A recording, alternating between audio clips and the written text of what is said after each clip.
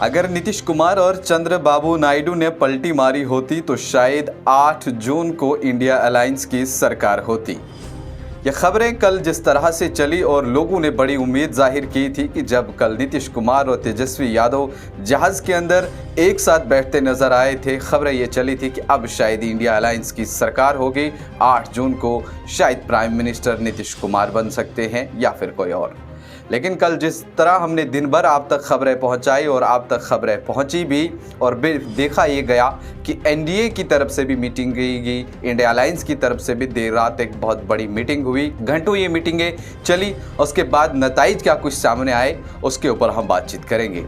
सबसे पहले बताते हैं कि एनडीए की तरफ से जो कल घंटों मीटिंग चली जिसमें नीतीश कुमार और चंद्रबाबू नायडू शामिल रहे, साथ ही साथ और भी बाकी जो लीडर्स थे वो वहाँ रहे। और अब ये साफ जाहिर इससे हुआ कि एक बार फिर मोदी सरकार आएगी और मोदी तीसरी बार फिर से प्रधानमंत्री बनेंगे, और जिसके लिए उन्होंने कहा कि 8 जून को वो शपथ भी ले लेंगे। लेकिन इससे पहले समझने वाली बातें ये हैं कि क्या इंडिया अलायंस जिस चीज़ का दावा कर रही थी कि वो सरकार बनाएंगे, क्यों नीतीश कुमार नहीं आए, क्यों चंद्रबाबू नायडू जो है वो इंडिया अलायंस के साथ नहीं आए, उन्होंने मोदी जी का साथ दिया। लेकिन यहाँ पर जिस तरह कल खबरें बनी, सुर्खियाँ बनी, आप तक पहुँचती रही, लेकिन अलग अलग उसमें मोड़ जो आए। लेकिन 543 जो सीटें लोकसभा की रही, इलेक्शन किस तरह के हुए आपने देखा, बड़ा टफ कंपटीशन जो है वो इस बार देखने को मिला दोनों तरफ से।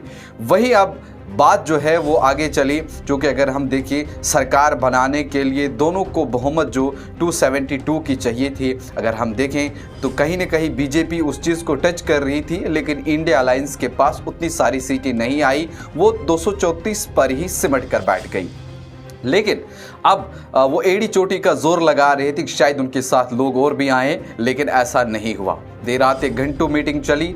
मल्लिकार्जुन खड़गे जो कांग्रेस पार्टी के सदर हैं, उनके घर पर मीटिंग हुई और उसके बाद उन्होंने एक प्रेस कॉन्फ्रेंस की। प्रेस कॉन्फ्रेंस में उन्होंने कहा ठीक है, अगर ये सरकार एनडीए की बनती है, लेकिन हम भी देखते हैं कब तक ये सरकार जो चलेगी, लेकिन वक्त आने पर ये सरकार टूट जाएगी। हमें नहीं लग रहा है कि ये सरकार बहुत ज़्यादा वक्त तक चलेगी।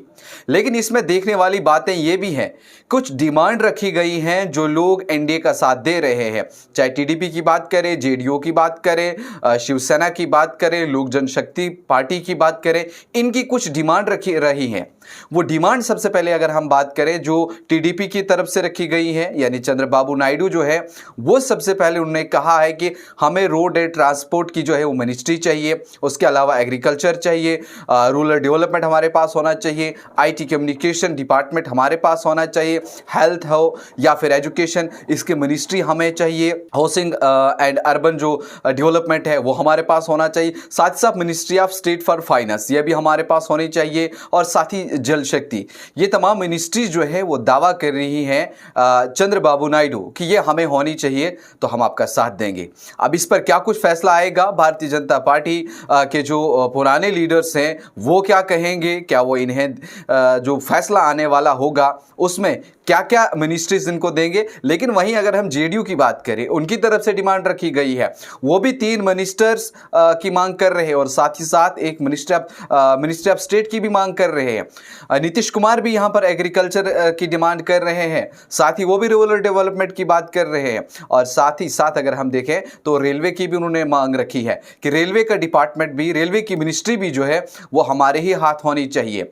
अब देखने वाली बात यह है कि इनके हाथ में क्या कुछ जाता है जब शपथ ग्रहण होगा, जब मंत्री वो तो अभी डेटा नहीं आया है किसको क्या मिलेगा, लेकिन इनकी तरफ से ये मांग जो है वो जरूर रखी गई है। साथ ही शिवसेना की बात करें, उन्होंने 3 कैबिनेट मिनिस्टर प्लस एमओएस की बात की है। अगर जो हिंदुस्तानी अवामी मोर्चा पार्टी है उन्होंने 1 मिनिस्ट्री और एमओएस की बात की है। लोक जनशक्ति पार्टी जो है उनकी तरफ से फूड एंड पब्लिक डिस्ट्रीब्यूशन जो है मिनिस्ट्री वो उन्होंने मांगी है।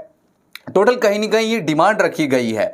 अब इस डिमांड पे कितना ये खरा उतरते हैं, क्या क्या चीज़ें इनको मिलती है, वो देखने वाली बात है। उसका अब इंतज़ार रहेगा कि 8 जून को जब पहले प्राइम मिनिस्टर शपथ लेते हैं, उसके बाद इन बाकी मंत्रियों की भी होगी। लेकिन कल दिन भर जिस तरह से हमने देखा कि दोनों के चेहरों पर, मोदी के चेहरे पर अगर हम देखें तो थोड़ा सा उन्हें गम नज़र आया, लेकिन वही अगर हम राहुल गांधी को देखें तो उनके चेहरे पर हल्की सी मुस्कुराहट जो है वो देखने को मिली। भले अगर वो हार गए।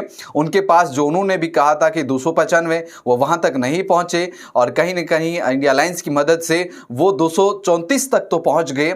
लेकिन कल उन्होंने जिस तरह से उनको देखा गया, जो प्रेस बाइट्स उनकी आई, उसमें साफ झलकता उन्होंने कहा कि हमने मेहनत की, हम भी अपने उस कंपटीशन में बराबर के रहे और हमने भी पूरी की पूरी जो है कोशिश में रहे और लोगों ने जो हमारा साथ दिया। हम उम्मीद करेंगे कि आने वाले कल में लोग हमारे साथ और जुड़ेंगे।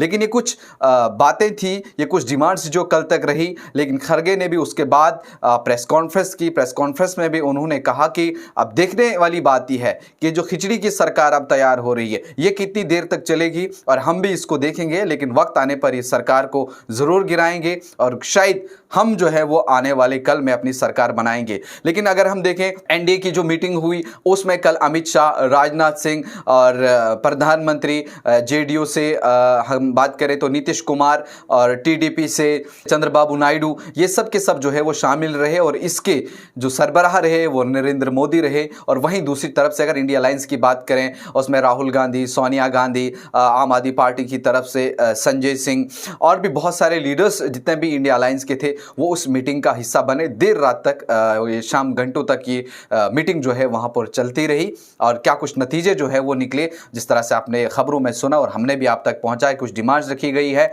अब कौन किस पे खरा कितना उतरता है वो देखने वाली बातें हैं। अब और भी क्या क्या इस पर अपडेट रहेंगी बहुत जल्द, वो भी हम आप तक पहुंचाएंगे। तब तक के लिए देखते रहिए न्यूज़ इनसाइडर 24/7।